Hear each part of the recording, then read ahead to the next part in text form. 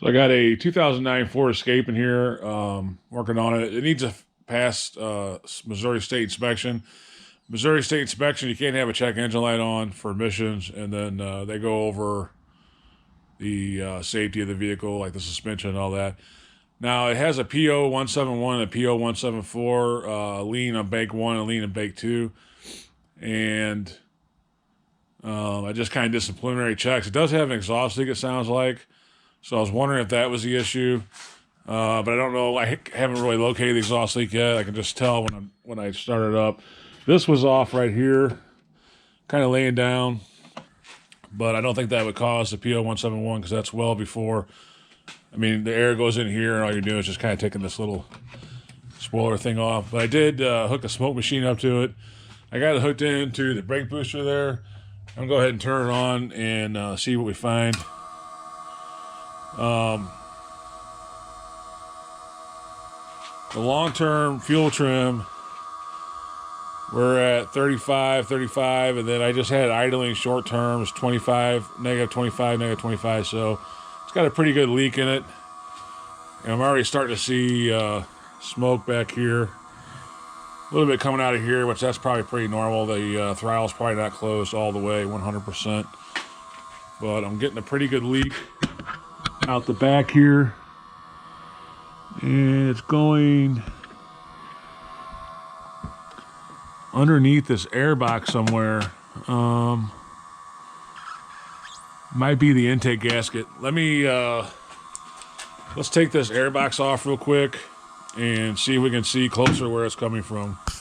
And when the engine's running, I can kind of hear almost like a sucking noise. Maybe it is sucking a little bit of air. I couldn't really locate it. Just sounded like it was like in here. It's actually the smoke's coming out right where I kind of like thought I heard it, like underneath the intake somewhere. So I'm suspecting maybe the intake gasket's leaking. Let's take this air box off and see if I can see for sure where it's coming out at. All right, so kind of ignore the smoke coming out of here. I just got a rag kind of stuffed in there. The main leak, it looks like, is coming out of here, which kind of makes sense. I do have a multiple fire. It's coming out of that fuel injector seal right there. If I kind of blow it away, it's just pouring right out of that fuel injector seal here. So that could be why we're having it says, I don't remember the code, but it's a cylinder misfire, multiple cylinder misfire on startup. I can get the code real quick. So it's not the actual intake gasket or anything. It's the actual fuel injector seal. I think that's the only one that's leaking. I'm gonna go ahead and see if I can. Yeah, I think that's the only one that's leaking. And so anyway, I guess we'll start with changing that fuel injector seal and go from there. Got a feeling I got to remove the upper intake probably to get this fuel rail up. It's been a while since I've worked on one of these older Escapes, but anyway, that's what we're going to look at first. Get that sealed up, get some new seals, seal it up, and go from there. Let me see real quick. There was a misfire code. I can't remember the exact.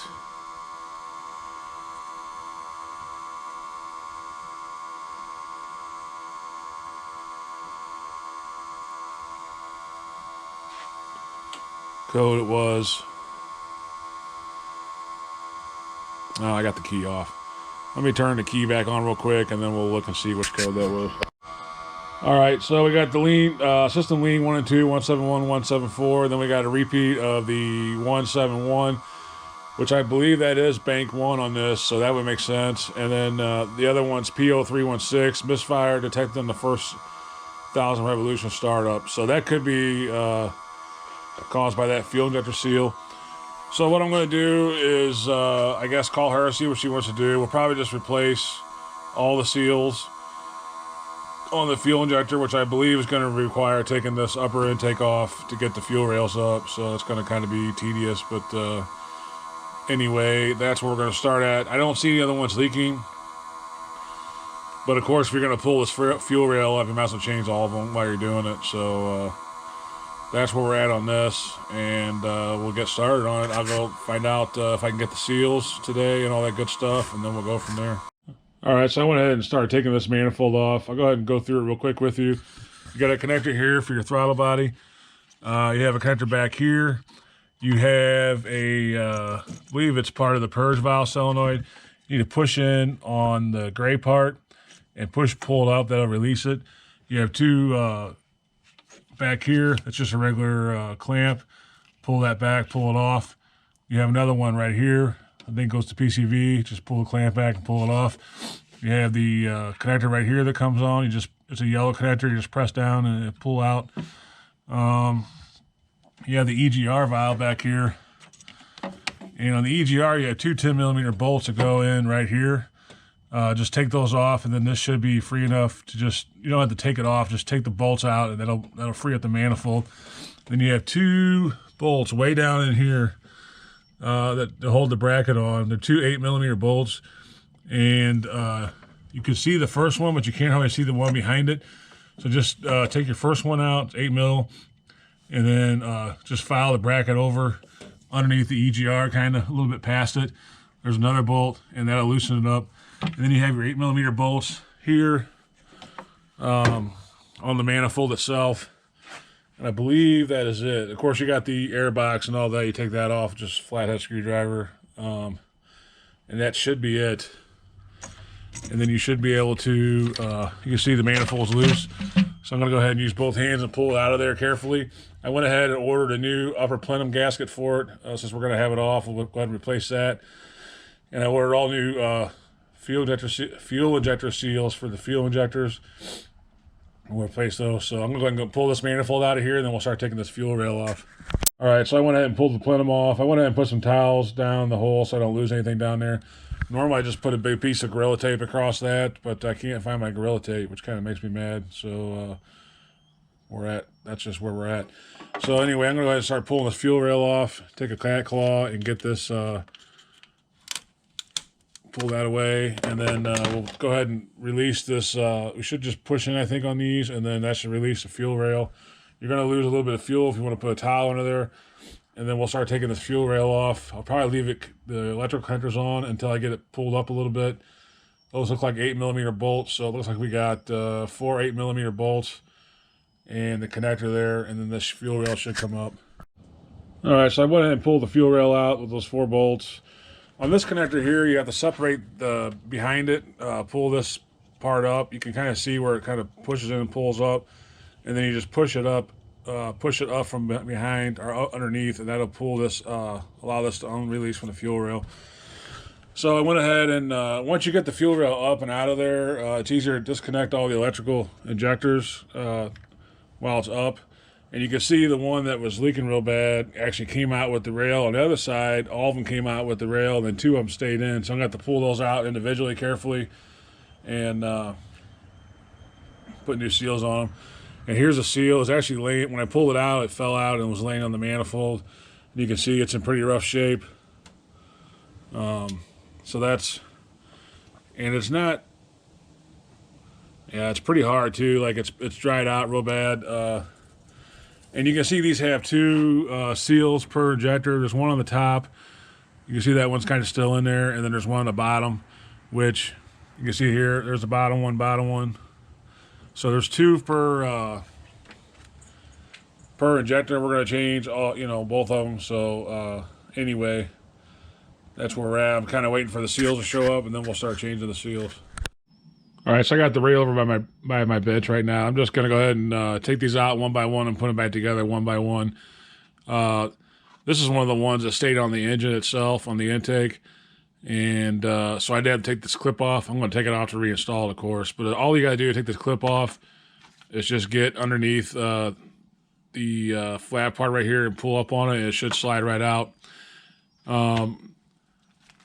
This kit I got, the ES70599 Felpro, they only come 4 in a pack. If you're going to do all your injectors, you need to get 3 packs, so you get 12 of them, because each injector has 2 seals.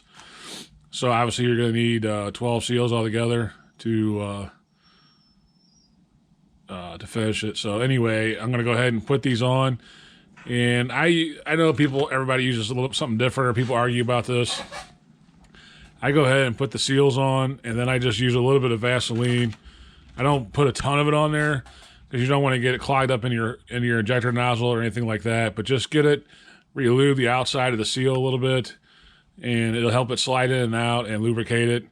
And anyway, I learned that from GM a long time ago. I took a couple classes with GM on a few different things, and they always said to use Vaseline. I know some people say to use something else or whatever. Everyone's got their own opinion, but I've been using it now for very long time, and never had a problem with it. So anyway, that's what I'm going to do. So all you have to do is just pop these clips out, pull them out,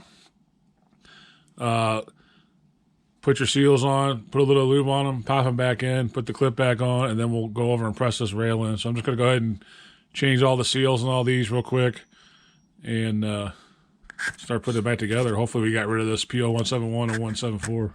And I just use a pick to get the old seals out. Like these here stayed in the intake. That's the other thing. You want to check your manifold and make sure none of the seals stayed in the manifold.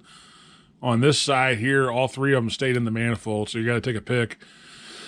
If they don't stay in the manifold, they should be right here on this little area right here. Just take a pick and pull them off.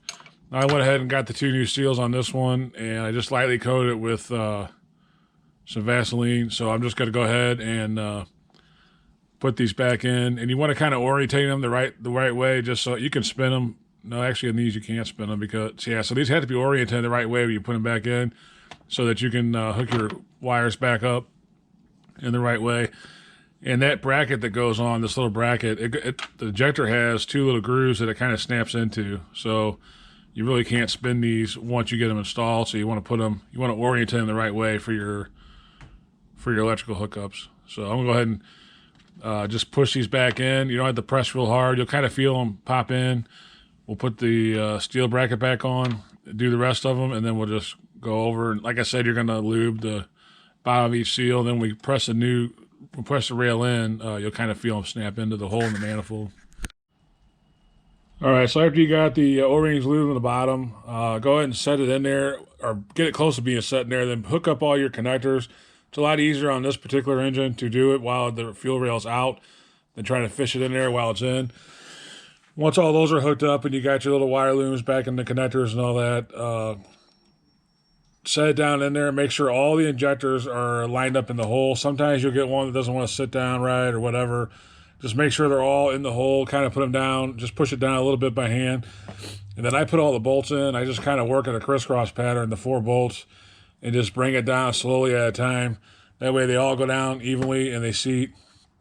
And then once you got that done, we can go ahead and clean off this lower intake and put a new gasket on the plenum, and then we'll put the plenum back on and smoke test it and make sure that we got it fixed here.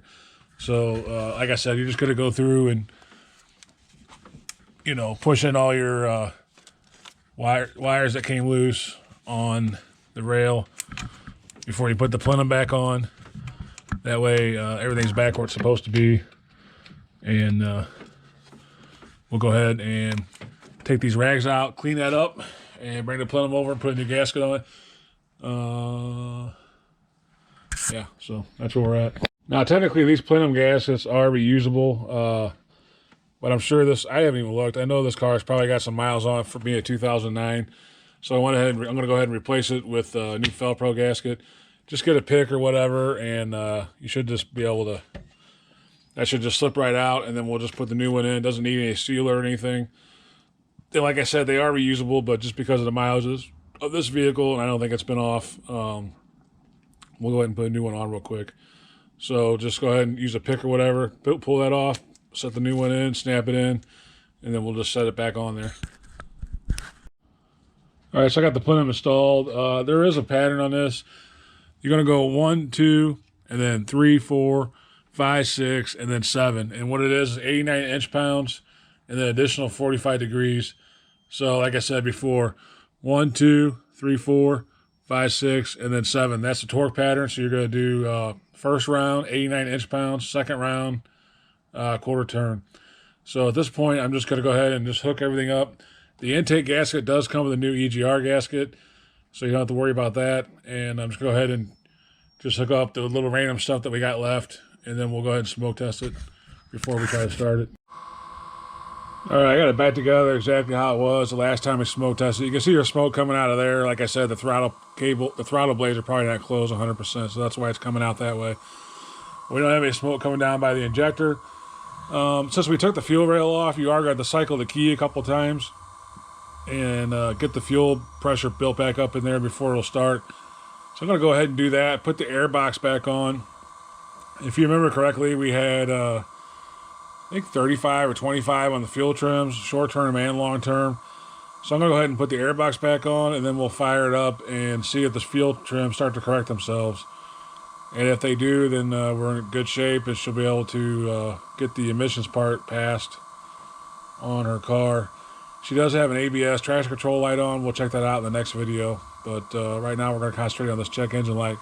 So you can see there's no smoke coming down out from the fuel injector. So it looks like we're good on that. So I'm going to go ahead and put the box on, and then we'll double check the fuel trims. All right, so I don't know how well this is picking it up. The short term, we were at 25%. That's pretty much corrected itself. The rear O2 trim brakes look pretty good. And then the long term, we're still at, it was at 35, we're at 27 and 24. I drove it about 10-15 minutes. So that may correct itself over time. I do hear a pretty good exhaust leak on the front of the engine somewhere. So that could also contribute to that condition. So what I'm going to do now is, I mean, it appears like a lot of it is fixed. We may not. We may have that code come back. I'm not sure, because that exhaust leak, it seems like it's right up by the exhaust manifold somewhere, and that can cause a issue with the P0171 to 174. So I didn't mean to go out of that like that.